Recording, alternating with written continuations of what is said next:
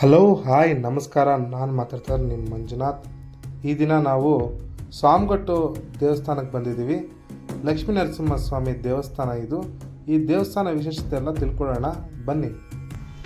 ದೇವಸ್ಥಾನ ಕರ್ನಾಟಕದ ಗಡಿಭಾಗ ಆಗಿದ್ದಂಥ ಬಾಗೇಪಲ್ಲಿ ತಾಲೂಕು ಹತ್ರ ಇರುವ ದೇವಸ್ಥಾನ ಇದು.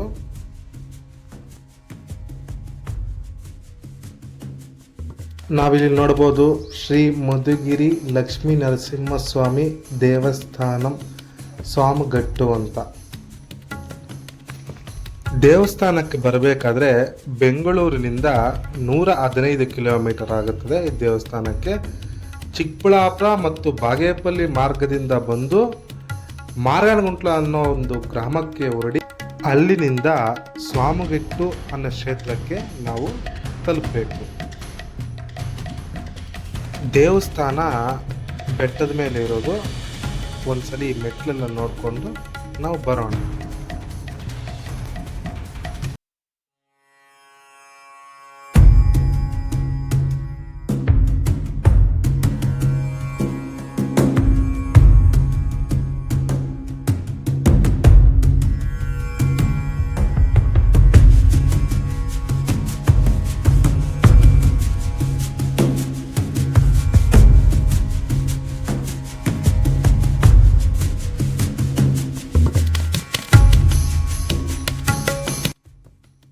ಇವಾಗ ಸ್ವಾಮಿಯವ್ರನ್ನ ನಾವು ದರ್ಶನ ಮಾಡ್ಬೋದು.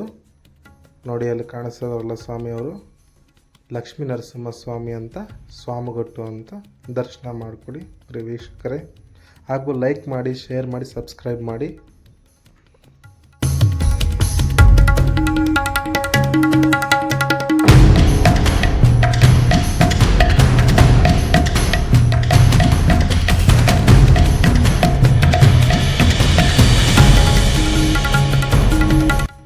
ಹಾಗೆ ನಾವು ಕೆಳಗಡೆ ಬಂದರೆ ಇಲ್ಲಿ ಪಾರ್ವತಿ ಪರಮೇಶ್ವರ ದೇವಸ್ಥಾನ ಮತ್ತು ಸುಬ್ರಹ್ಮಣ್ಯ ಸ್ವಾಮಿ ದೇವಸ್ಥಾನ ಇದೆ. ಇಲ್ಲಿ ಮತ್ತೆ ನಾವು ಹೋಗ್ಬಿಟ್ಟು ಅರ್ಚಕರನ್ನು ಕೇಳಿ ಎಲ್ಲ ಮಾಹಿತಿ ಪಡೆಯೋಣ. ಮಧುಗಿರಿ ನರಸಿಂಹಸ್ವಾಮಿ ಅಂದರೆ ಇಲ್ಲಿ ಮಧು ಅಂದರೆ ಜೇನು, ಗಿರಿ ಅಂದರೆ ಬೆಟ್ಟ. ಬೆಟ್ಟದ ಜೇನು ಸ್ವಾಮಿ ಮೇಲೆ ಧಾರಾಕಾರವಾಗಿ ಸುರಿಯುತ್ತಿತ್ತಂತೆ. ಹಾಗಾಗಿ ಮಧುಗಿರಿ ನರಸಿಂಹಸ್ವಾಮಿಯಾಗಿ ಸ್ವಯಂ ನಾಮಕರಣ, ಸ್ವಯಂಭವಾಗಿ ಉದ್ಭವಿಸ್ತಕ್ಕಂಥ ಸ್ವಾಮಿ ಇಲ್ಲಿ. ಶ್ರೀದೇವಿ ಭೂದೇವಿ ಸಮೇತ ನರಸಿಂಹಸ್ವಾಮಿ ಇರೋದು ನಮ್ಮ ಜಗತ್ತಲ್ಲೇ ಎಲ್ಲೂ ಕೂಡ ಇಲ್ಲ. ಇಲ್ಲೇ ಪ್ರಥಮವಾಗಿ ನೆಲೆಸಿರ್ತಕ್ಕಂಥ ಸ್ವಾಮಿ. ಹಾಗಾಗಿ ಇಲ್ಲಿ ಕಾರ್ಯಸಿದ್ಧಿ ಕ್ಷೇತ್ರ ಅಂತ ಹೇಳ್ತೇವೆ. ಅಹೋಬಲಮಿಂದ ಸ್ವಾಮಿ ಬಂದ್ರಲ್ಲ ಪುಟ್ಟಪರ್ತಿ, ಅವ್ರ ಮನೆತನ, ಅವ್ರ ಹೆಸರೇನು ಸ್ವಾಮಿ? ಚಿಂತ ರಂಗಾರಿ ದೇವರ ದೊಡ್ಡಗೋಪಾಲ್ ರೆಡ್ಡಿ ಅವರು. ಹೌದಾ? ಚಿಂತಾ ಅಂತ ಅವ್ರ ಮನೆ ಹೆಸರು. ಅವ್ರಿರೋದು ಸ್ವಾಮಿ ಪೆಡಪಲ್ಲಿ ಗ್ರಾಮ. ಸರಿ ಸರ್. ಶ್ರೀ ಭೂನೀಳಾ ಸಮೇತ ಶ್ರೀ ಮಧುಗಿರಿ ನರಸಿಂಹಸ್ವಾಮಿ ದೇವತಾಭ್ಯೋ ನಮೋ ನಮಃ.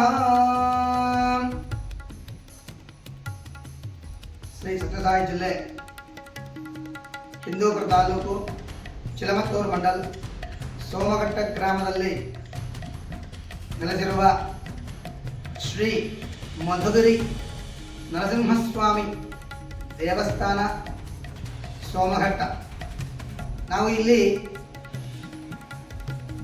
ಪ್ರಧಾನ ಅರ್ಚಕರಾಗಿ ಕಾರ್ಯಕ್ರಮಗಳಲ್ಲಿ. ಹಾಗೆ ನಮ್ಮ ಚಾನಲ್ನ ಲೈಕ್ ಮಾಡಿ, ಶೇರ್ ಮಾಡಿ, ಸಬ್ಸ್ಕ್ರೈಬ್ ಮಾಡಿ ಪ್ಲೀಸ್.